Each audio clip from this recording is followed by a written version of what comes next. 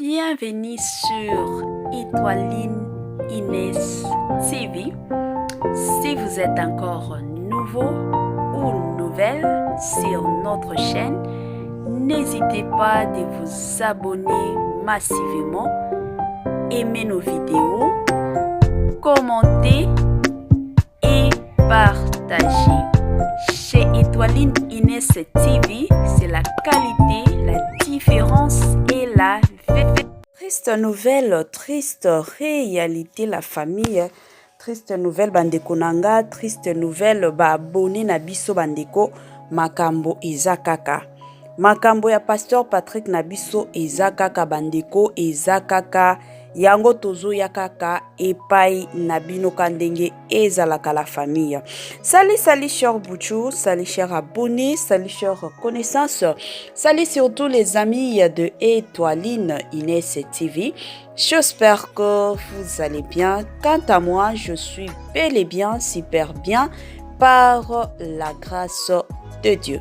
Chers Bouchou, chers abonnés et chers connaissances, lelo lisusu na memeli bino pasteur na biso azaki pasteur munene ya Congo, surtout na biso asala musala nzambe pas possible yango bomona ba eta nyonso oyo ezolika na vie ya pasteur na biso. Siko bandeko makambo lisusu eye mosusu kandenge boyebi soki mutu azobela, soki mutu sante ezotungisa, soki mutu sante eza nango bien, moi makambo ezalaka na nango kaka ebele.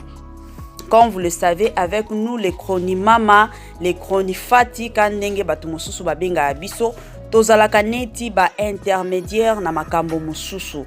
Yango soki mwa likambo eza en tout cas tokoya na biso. S'il s'agit que tosala ba émission ata 60, tokosala ngo soki makambo ezobima nango kaka.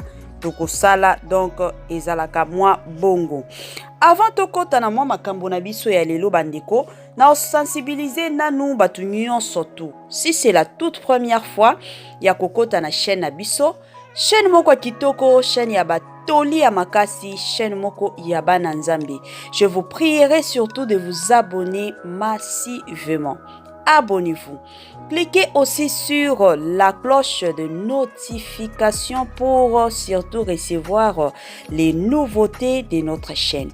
Aimez la vidéo, commentez et partagez. Et kosala biso oyo tolobaka na biso chaque jour tokoso makasi. Bandeko nanga bozwa nanu bakiti lelo dimanche tala kaka dimanche tongo tozwa bakiti pona batu oyo penza bazonga deja ba église bozwa na bino bakiti bovanda boyoka nini ezoleka. Pona bandeko na biso mosusu toyebi ke bokoya kolanda émission na moi retard, cela n'empêche pas bozwa na bino pe bakiti bovandi botie moi mai pembeni kandenge to salaka, moi jus na yo pembeni, moi soki sucré na yo, soki ti na yo, soki café na yo pembeni, tia moi eloko pe ya kolia kote mosusu ozolia na yo, kote mosusu pe ozomelaka, kote mosusu pe ozolandaka oyo ya bino ya chaque jour Étoiline Inès TV na système kaka ya tokoso makasi. Bandeko nanga makambo eza. Je suis sûr que ebele abatu balanda ba émission oyo to sala concernant le pasteur Patrick. Ebele abatu batala yango, ebele abatu pe bazalaki na posa basunga pasteur Patrick kandenge boyebi, ebele abatu bazaki penza na posa ya makasi. Yango tozongi lisusu après kosolola na pasteur Patrick, tosolola kinaye bandeko nanga, tosolola ki penza kosolola aza papa moko gentil makasi. Aza vraiment gentil makasi, azo solola pe kitoko balobaka kosolola penza bien, papa ya batu, musala nzambe ya batu, azo solola bien. Après kosolola na ye bandeko nde ayaki lisusu kosenga kandenge zalaka lisungi epai ya bandeko na ye ba Congolais. Ayaki kosenga penza lisungi ke bandeko batika yete basunga ye bazala toujours na ye. Aza besoin na lisungi na ba kote nyonso tu. Ba kote nyonso tu kandenge zalaka ezala ya mosolo, ezala ya prière, donc place nyonso oza soki ozosambela tia ye mpe na bapriere. Donc aza besoin na soutien ya bandeko na biso ebele. Yango apesaki biso kutuna numéro na ye a permettre biso topesa mutu nyonso akolingango. Yango tokodikte numéro wana kaka na émission na biso. Place nyonso zwami ndeko nanga, nyonso o nzambe apesa yo, nyonso nzambe vraiment akotia yo na mutu keno osunga pasteur na biso. En tout cas sala yango bandeko. Na minute oyo pasteur na biso aleli lisungi epai na bino. Toyebi ke ya de ces personnes oyo batelemaki pona kofinga ye, batelemaki pona kolobela ye mabe. Ya de ces personnes oyo bayaki kochola ye. Mais biso tolemba na biso te bandeko, tolemba na biso te.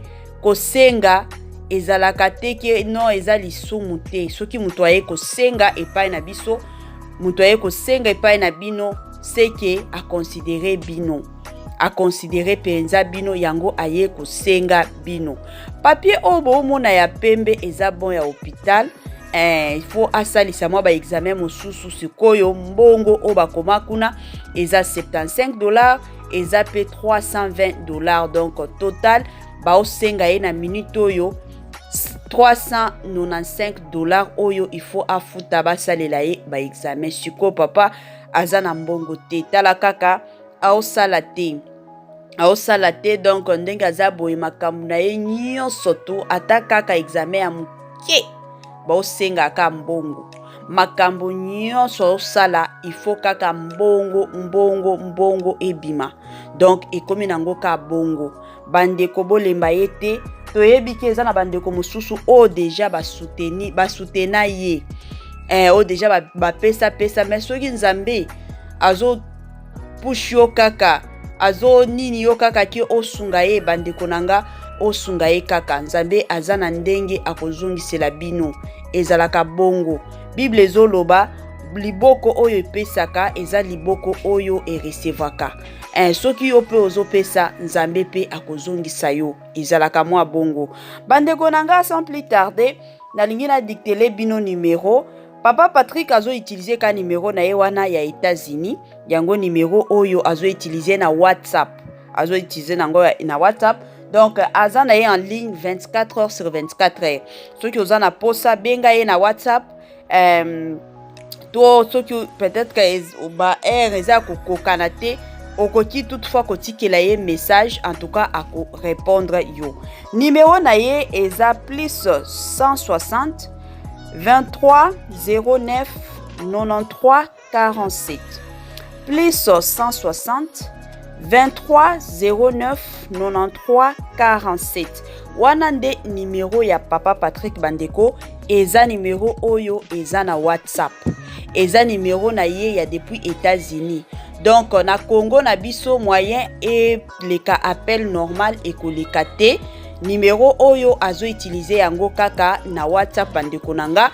Soki bolingi bo solola, soki bolingi bo sala, soki ndenge nini makam nyonso ka ndenge kendaka, en tout cas bokomela ye kaka na WhatsApp, boko solola et puis makam nyonso ekokende nango kaka bien makasi. Donc eza moi bongo bandeko nanga, tosunga homme de Dieu, tosunga musali na nzambe ka ndenge ezalaka na ndenge moko ya bien makasi. Tosunga ye bandeko nanga, tolemba ye te. Tolemba ye te, toyebi na ba commentaire tant de personnes ba yokela ye mawa ebele ya batukutu balobi ke non akendo mona pasteur tel ba mosusu o alandaka ba prière tel. Donc ba suggestion na bino eza kaka ya kitoko bandeko, eza kaka ya bien. Ba suggestion na bino eza kitoko makasi. Na ba commentaire kutu to solola na ye to pesa pe ba message ya batu mosusu ka ndenge ezalaka oyo batindela ye. En tout cas Papa Patrick a sepelaki makasi, azo sepela mingi na communauté na biso, azo sepela mingi na communauté na biso na façon oyo communauté na biso ezo sunga ye, communauté na biso ezo traité ye. En tout cas a sepeli mingi makasi. Boyende ezalaka bandeko, yango tolobaka ka chaque jour bandeko, tozala na bolingo. Bolingo penza eleki makambo nyonso na mokili. bolingo penza otolobaka bolingo eleki makambo nyonso tout na mokili soki tolingani en tout cas tokende liboso mais soki bolite ndeko nanga tokende na biso liboso te tobandaka kozongaka na biso sima donc ezalaka mwa bongo bolingo nde eleki makambo nyonso tout. En tout cas bandeko nalingi napesa nanu bambote nanga ka ndenge ezalaka na système moko kaka ya tokos makasi. Bambote nanga na ye moko no kwa bana nabengaka eka no kwa bana David Divi de partout oyo azolanda biso. En tout cas na pesi ye bambote makasi na système moko ya bien makasi. Na pesi bambote nanga na ye moko la patrona Linda Bukulu mwasi nzambe mwasi moko kitoko mwasi moko alonga beauté na système moko ya bien makasi. Bambote nanga na ye moko Madame Kiyongo depuis quelque part wana topesa kaika bambote na système na biso ya kitoko makasi. Et pourquoi pas bambote nanga na ye moko Cécile Ntumba tellement que bato pesa bambote baza ebele mosusu tobosa na bakombo topesi bambote na ye moko Cécile Ntumba depuis quelque part na système moko kaka ya bien makasi. Bambote na biso pe na ye moko pasi Kalonji ye moko mswahili moko ya tongo makasi bambote na yo yango wana zwa yango na système kaka ya bien makasi. Bandeko nanga lelo dimanche bino moko boyebi tobetaka na biso masolo tokoya tosali analyse na biso tokoya tosali topesi ba information na biso tokoya pe topesaka pe batoli balobi batoli ezangaka te batoli penza ezangaka te na chaîne na biso tala kaka tozo yekolaka chaque jour yango ezalaka bien moi batoli biso nyonso na biso o tolobaka biso pe toyekolaka ezalaka bongo ezala makambo mususu ebimaka boye osala no émission oyo kopesa toli o préparaki yango te mais ebimi kaka peut-être yo moko pe obando sala ngo te tango ekobima wana lobi do makambo oyo il faut na bando sala kango donc ezala moi bongo biso nyonso to yekolaka. Bandeko nanga toli nanga ya lelo ezake lelo dimanche bandeko nanga to yebi depuis kala depuis ba koko na biso place nyonso te pa ya mondele. Journée ya dimanche ezalaka journée moko ezalaka neti journée spéciale na ba famille nyonso toyeba yango depuis kala. Journée ya dimanche eza journée oyo balamba kabiloko moko eza mwa spécial. Ba mama basi ya mabala ngana basi ya mabala somo biso basi ya mabala ezalaka bongo biso kaka ba mama nanga place nyonso bolandanga lelo dimanche repas spécial pona mobali na yo. Semaine mobimba ozalaki ka Thompson na Thompson ozalaki ka tilapia na tilapia siko lelo dimanche lambela papa moi eloko moko spécial moi eloko moko ya bien eloko penza moko ya bien soki olobi ke non lelo penza na osala likayabu sala yango na ndenge moko ya bien oyo papa ko sepela o penza papa ko sepela tango akolia lobi ke wow loboko ya mwasi nanga soki olobi ke non nga na kolamba mabumu en tout cas lamba yango na modèle moko spécial na modèle moko ya kitoko olambi penza na ndenge moko ya bien kolamba kate ke non ozana we pressé bia mbangu te lamba na yo à tête reposée tala kaka repas spécial po na mobali na yo repas spécial pe po na famille na yo ezalaka bien makasi parce que ebele ya batu tomesana omona na semaine boy ezaka Thompson ezaka ka tilapia eza soki nini mais dimanche ezalaka bien to lamba na biso mwa repas na biso spécial na ndenge moko ya bien makasi tango po ozo servir papa rassure-toi que basani osokola ki yango kitoko eza na basi mosusu bakipaka te omona basani mwana na yeso ki ya 10 ans nde anikaka basani na basani o mobali alielaka basani na ya mobali penza na ye mwana ya 10 ans nde azonikaka siko omona basani eza na mafuta surtout mafuta mbila eza nango tache mama nanga ata soki o servir biloko moko spécial mais na sani moko ezomona na salite mobali akolia biloko wana bien te akolia yango bien te yango tomona mibali mosusu bakomi ko préférer na bango akendaka restaurant akenda akolia restaurant. Pourquoi? Parce que na ndako na ye basani nyonso ezalaka kaka na bamafuta mbila, basani nyonso ezalaka kaka salite na salite.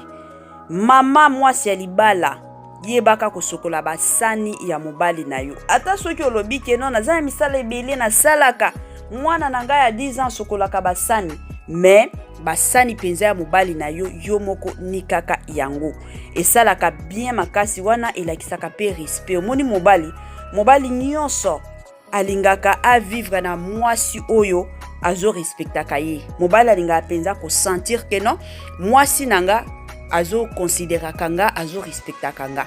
Mais soki ozalaki na fufu mwana ya 10 ans mwana na yo ya 18 ans alambelaka papa na ye fufu chaque jour ezalaka kitoko te.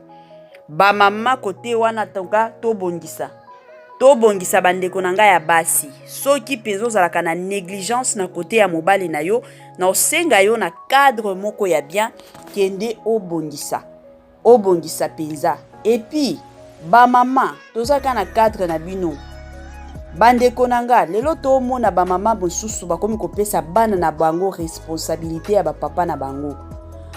Ndeko na nga mwasi mobali na yo abalaki mwana na yo te mais abalaki yo. Sikoyo yo mutu nde obandozwaka soin ya mobali na yo. Soki mobali na yo abimi na musala ozala ya kolemba te, yo mutu obando serviraka mobali na yo. Mwana ko servir papa na ye te. À moins que soki peut-être oza peut-être na musala to kendaki ba réunion kandenge zalaka o ba réunion ba mama to kendaki na yo na église okendaki peut-être oza te obimaki wana rassure-toi que aussi olambeli mobali na yo déjà biloko aussi obongisa déjà basani. Donc tango papa azozonga ka musala peut-être mwana na yo o ya mukolo ya ba 18 ans koki ko servir papa na mobali na yo. Mais ezala nango habitude te. Ezana basi mosusu ayebi ke mobali nanga azonga ka 18h mais ye chaque jour au mona ba prière moko ya ba 18h wana azanga ka te mais ayebi na ye très bien ke no 18h oyo nde mobali nanga azonga ka musala. Bandeko Jérusalem ebandi nanu na ndako na yo. C'est bien, c'est vrai. Okendaka église pona ko sambela mais bongisa mpe Jérusalem ya ndako na yo. Soki omoni ke mobali nanga ya kazonga ka 18h wana nde ezalaka temps ya prière. En tout cas maman ko se porter garant ya ko bando prier ka na ndako parce que il faut que ozwa pe soin ya mobali na yo. La prière oui, mais soki okoki kotika mobali na yo chaque jour du lundi au vendredi yo kendaka prière et kozala pasi. Soit okoki komi pesa ta journée moko kaka okendaka prière 4 jours wana o serviraka mobali na yo babiloko kolia oyambaka mobali na yo tango azo utaka musala ekosunga mingi makasi. Ebele ya basi lelo bandeko na ngana betela bino lisolo ba bungisa mibali na bango à cause de ça. Yo na okende na nga église ngana za musala nzambe ngana sambelaka siko mobali azotika la ye moko azongi musala peut-être bana bazate to bana bazabana mike mobali akomi ko se servir ye moko fufu et komi nango malili depuis mama lamba ki fufu soki ba 14h thermos ezo sala kutu malonga te mobali ya ye akomi ko se servir ye moko. Mona pe mobali akomi na mwa makanisi mosusu alobi ero mwasi nanga azate naza na posa mutu to beta masolo ake okena kenda ta soki bar na kende soki wapi na kendo milata mwa muke place azokenda akuna aye kokutana na mosusu oyo penza akozala pembeni na ye oyo penza akobando yo kaka mobali na yo.